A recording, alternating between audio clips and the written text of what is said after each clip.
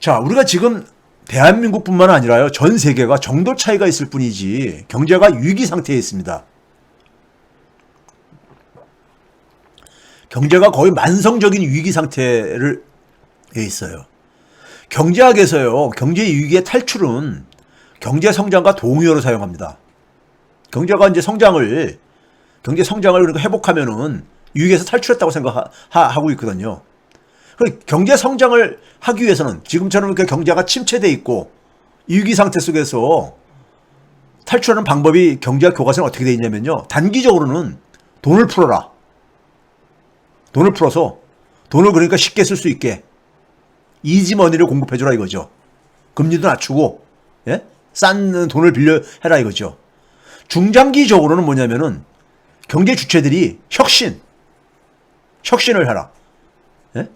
새로운 것을 그러니까는 만들어내라 이거죠. 예? 중장기적으로는요. 근데 지금 현재 상황이 어떠냐면요. 금리를 아무리 낮추고 돈을 아무리 공급해도요. 금융 시스템이 망가져 가지고요. 금융이 제대로 역할을 못 해요. 돈이 필요로 하는 곳에 돈이 공급이 안 되어집니다. 이게 전 세계적인 현상이에요. 정도 차이가 있을 뿐이에요. 나라들마다. 두 번째는 혁신이 실종돼 버렸습니다. 혁신이 실종됐어요.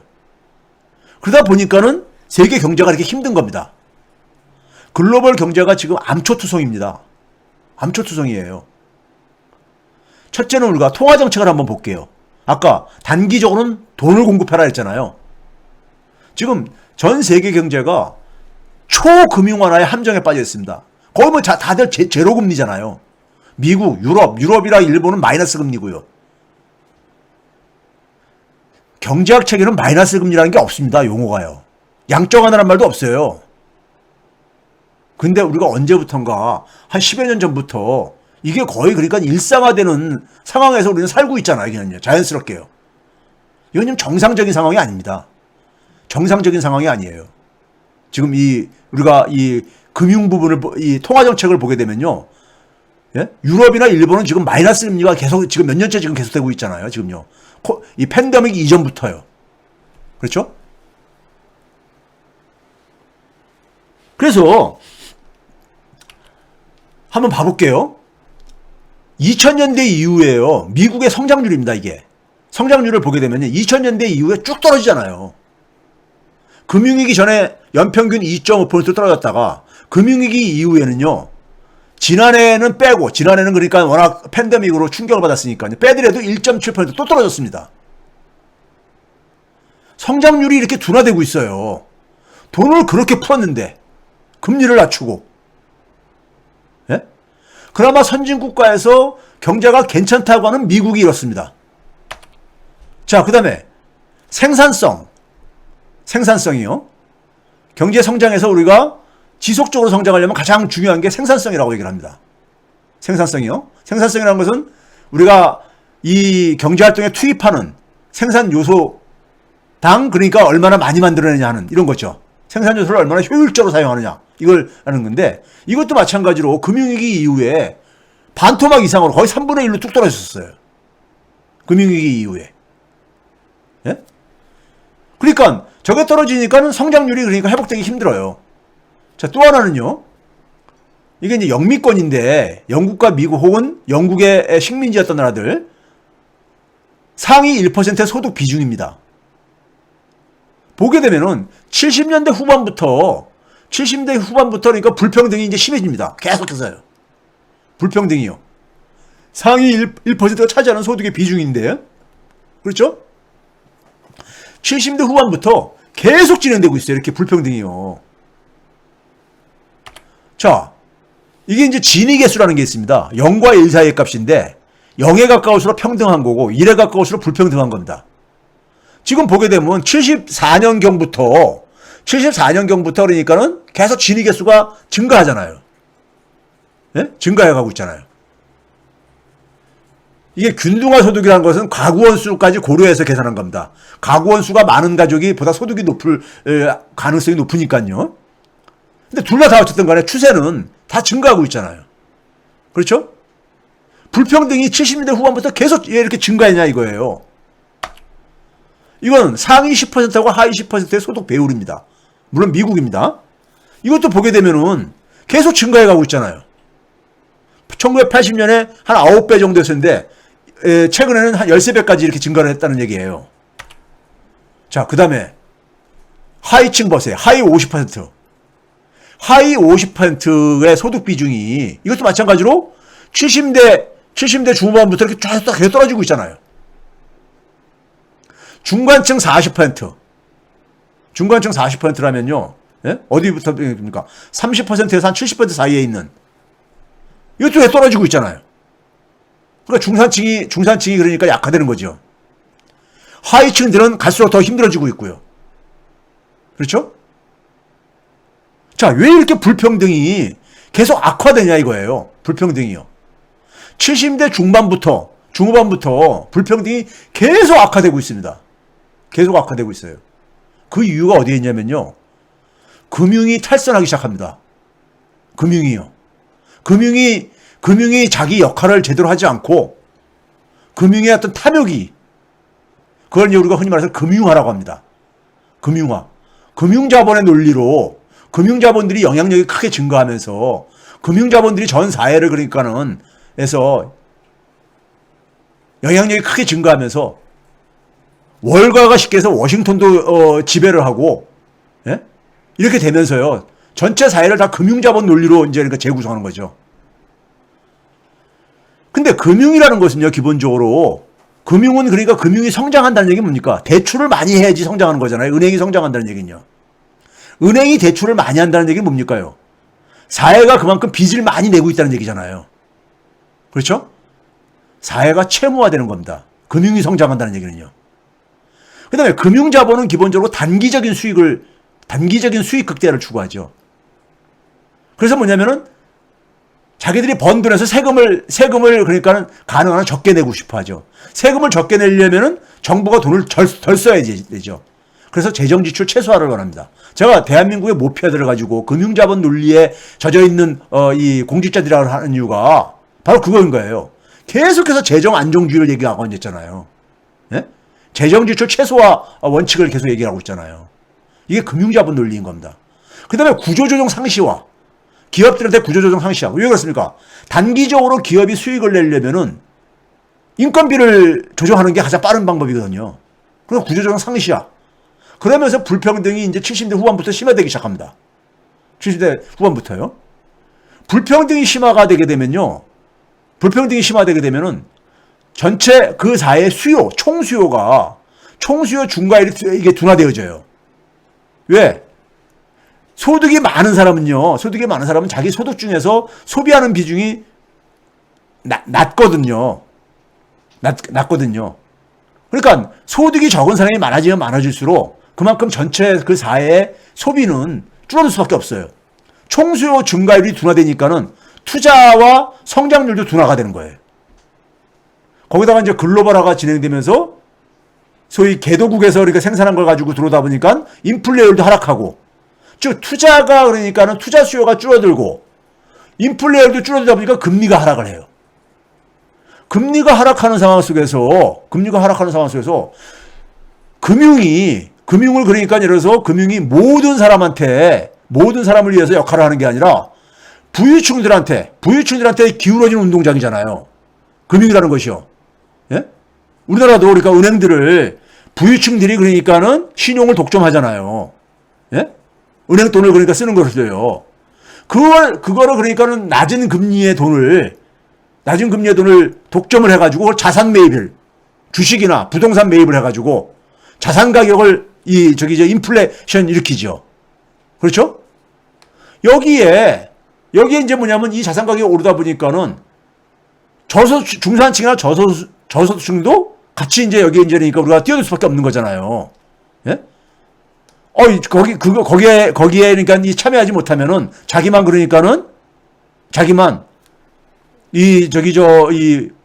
소위 말해서 피해를 보고 자기만 그러니까 낙오되는 것 같은 생각 때문에요.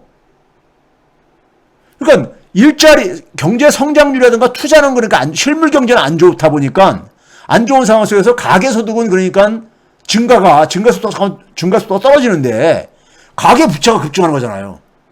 같이 뛰어들어가가지고 자산 매입, 부동산 매입이라든가 이런 거 하려니까요. 그렇죠? 그 가계부채가 그러니까 급증을 하게 되는 거예요. 만드는 거예요. 근데 그 가계부채라는 것은, 부채라는 건 뭐라 했습니까요? 미래소득을 땡겨 쓰는 겁니다.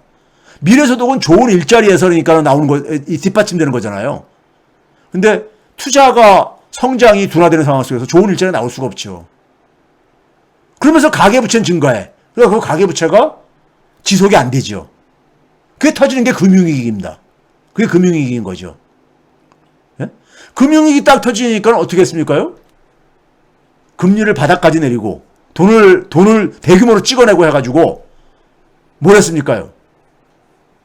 정부 채권을 사주고 했지만은 결국 그거 가지고 은행들 구제하고요. 그렇죠? 금융회사들 구제하고. 그리고 정부의 그다음에 채무는 급증하다 보니까 정부가 돈을 쓸 여력이 없지요. 그리고 가게한테는 그러니까 제대로 지원도 못 하고요. 그렇죠? 거기다가 또 한 가지는 뭐냐면요. 이렇게 금리를 바닥까지 내리고 제로 금리까지 내리고 돈을 계속 찍어대다 보면은 이게 좋은 점만 있는 게 아닙니다. 이게 뭐냐면 소위 마약성 진통제 같은 거예요. 일단 그러니까는 좀 힘든 거를 좀 피하자 이거죠. 그러면 수익성이 낮은 좀비 기업들은 수명을 연장시킵니다. 이 금융 완화가 지속되게 되면요. 즉 뭐냐면 금리가 3%면은 기업들이 3% 이상 수익을 내야 되는 거잖아요.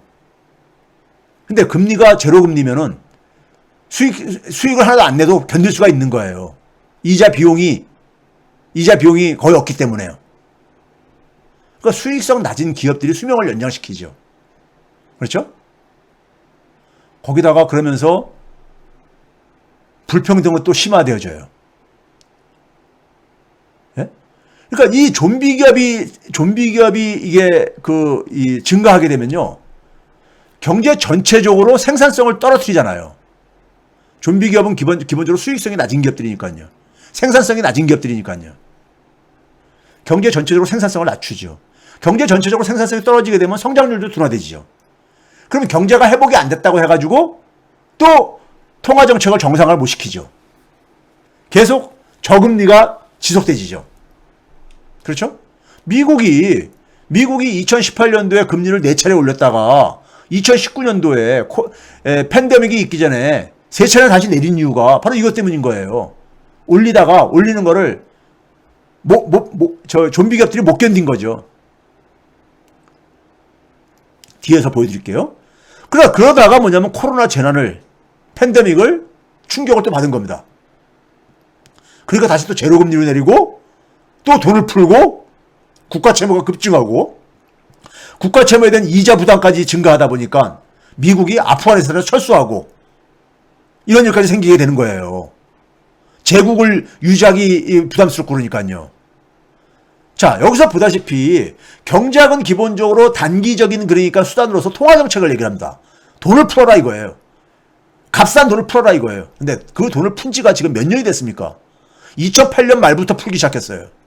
금융이 터진 2008년 말부터요. 지금 몇 년이 지났습니까요?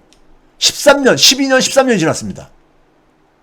돈을 그렇게 계속 풀었는데, 10몇 년 동안 풀었는데, 경제가 회복이 되고 있냐고요. 생산성이 계속 떨어지고, 성장률도 오히려 떨어지는. 제가 그래서 불임의 경제학이라 합니다. 불임의 경제학. 통화정책이 작동이 안 되는 거예요. 왜? 돈을 아무리 풀어도 돈이 필요로 하는 사람한테 안 가니까요. 금융이 망가진 거예요. 금융 시스템이 망가진 겁니다. 자, 이거 봐보세요. 연준의 기준금리입니다. 미국 중앙은행의 연준의 기준금리인데 1980년대 후반부터 계속 내려가가지고 경기가 좀 회복된다고 하더라도 올려봤자 그 이전 수준을 회복을 못하죠. 계속 그러다가 장기적으로 계속 떨어지고 있잖아요. 예? 이번에 금리 지금 최근에 올린다고 하는데 제가 볼 때는 2% 이상 올리기 거의 저는 힘들다고 봅니다.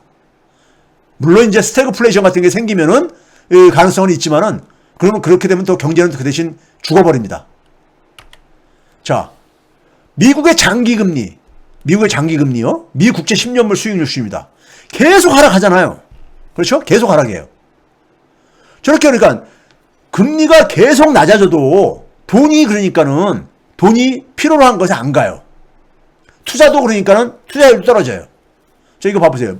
인플레율이 계속 떨어져가지고 금융위기 이후에는 거의 빨간 선이 목표치인데 목표치 선을 거의 넘어간 적이 거의 없잖아요. 예? 그러니까 돈을 그렇게 많이 풀었어도 인플레가 안 일어난다 이거예요. 왜 그러겠습니까? 돈이 안 도니까요. 돈이 안 도니까. 예? 돈이 안 도니까 그런 거죠. 자, 이 미 금융위기 이후에 미 국채 10년물 수익률 추이를 봐보세요. 금융위기 이후에. 계속 떨어져 왔잖아요. 장기적으로 이렇게 보면. 그렇죠? 지난 10몇 년 동안 떨어져 왔잖아요. 그러니까, 금리를 못 올린다는 얘기는요. 즉, 이 금리를 정상화를 못 시킨다는 얘기는 이게 뭡니까요? 경제 체력이 저질이 됐다는 겁니다. 저질이. 그렇죠? 자, 이거 봐보세요. 이게 지금 뭐냐면 90년대 그러니까는 미국 GDP 대비 민간 부문의 총 투자의 비중입니다. 이 그린 색깔 한번 봐보세요. 하고 그다음에 이제 우리가 금융위기 이후의 그린 색깔하고 이렇게 비교해 보세요. 하단 부분하고 상단 부분 다 어느 정도 한 2%포인트씩 떨어졌잖아요. 2%포인트 정도요. 금융위기 이후가 금리가 훨씬 더 낮았단 말이에요. 90년대보다도요. 근데도 투자는 뭐냐면 훨씬 더 그러니까 투자는 오히려 90년대보다 떨어졌다 이거예요. 우리가 경제학책에서 금리를 내리면은 투자가 증가한다고 돼 있어요. 투자 효과가 실종돼 버린 거죠. 금리가 낮추면서 가계 채무만 증가한 거죠. 가계 채무 증가하다가 그게 터진 게 금융위기로 나타난 거잖아요. 당시에 미국의 가계부채가 GDP 대비 한 99%였었습니다. 100% 근처까지 갔었죠. 그러다 뻥 터진 거예요. 지금 대한민국은 얼마냐? 한 105%까지 지금 와 있습니다. GDP 대비요. 자, 연준이 그러니까 돈을 계속 찍어댔죠. 지금 거의 9조 달러에 가깝게 찍어낸 상태죠. 그렇죠? 화폐 유통 속도는 제가 몇 차례 보여드렸지만은 돈이 안 돌아요. 계속 떨어지고 있잖아요. 돈이 안 돌아요.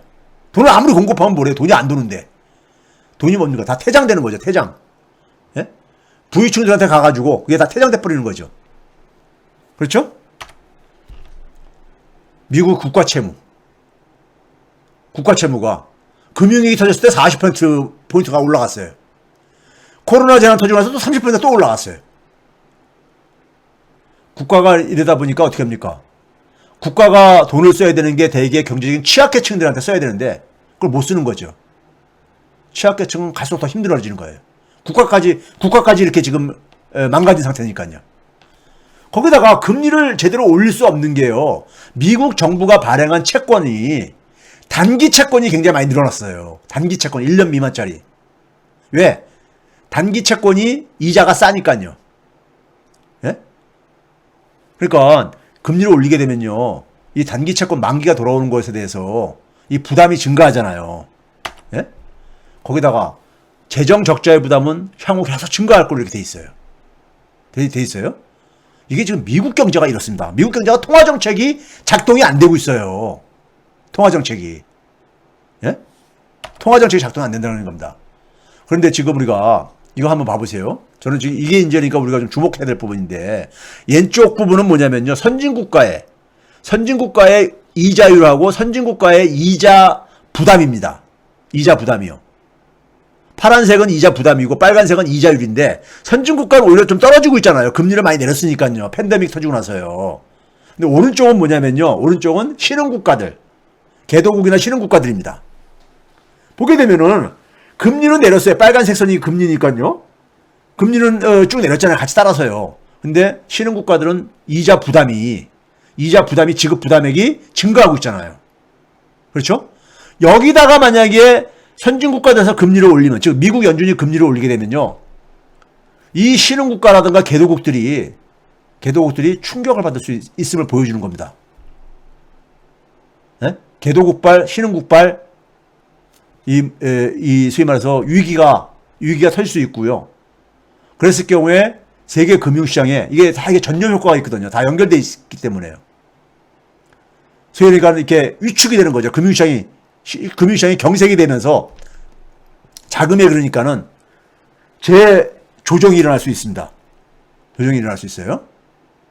그러니까 지금 우리가 인플레이션율이 지금 단기적으로 굉장히 높게 나타나고 있으니까는 금리를 지금 이제 그러니까 우리가 다들 올리려고들 하고 있잖아요. 예? 미국도 그러니까 우리가 소위 말해서 테이퍼링으로 이제 그러니까는 조만간에 시작하려고 하고 있고요. 테이퍼링 한다는 얘기는 그만큼 이제 전 세계에 이제 그러니까 공급되던 돈들이 좀 이제 그러니까 위축이 되는 거잖아요. 이게 이제 내년 상반기면은 상당히 그러니까는 그 충격이 나타날 수 있는데 신흥국에서 먼저 그러니까 이게 나타날 수 있다 이겁니다. 개도국이나 신흥국에서요.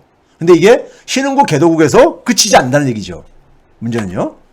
자, 신흥국의 국가 채무가 선진국가보다도요. 저 밑에 빨간색 선을 동그라미 쳐놓은 선이요. 빨간색 선이 이게 신흥국가고요. 위에 부분들이 그러니까는 선진국가. 이 맨 위에 있는 그러니까 주황색이 선진국가고요. 그다음에 중간에 있는 게 이제 세계 평균인데 신흥국가가 이 증가 속도는 더 빠르잖아요. 그렇죠? 그리고 신흥국가가 아무래도 개도국이나 신흥국가가 금리가 높습니다. 금리가 높아요. 금리가 높다 보니까는 이자 부담액이 그러니까 큰 거예요. 선진국가들은 거의 다 제로금리니까는 이자 부담이 오히려 줄어들었어요. 예? 그래서 신흥국 부분에 그러니까 충격을 우리가 좀 주목을 해야 된다. 예? 그래 지금 글로벌 경제에 여기저기 그러니까 암초가 놓여 있는데 지금 그러니까 우리가 금리를 많이 올리지 못함에도 불구하고 이런 신흥국가들이 그러니까는 그런 작은 충격에 지금은 테이퍼링으로 해가지고 통화 발행을 그러니까는 좀 이제 줄이고 그러다 보면은 신흥국들이 그러니까 충격을 1차적으로 받을 수가 있고 그게 전 세계 경제에 그러니까는 상당한 충격을 줄 수 있다 이겁니다.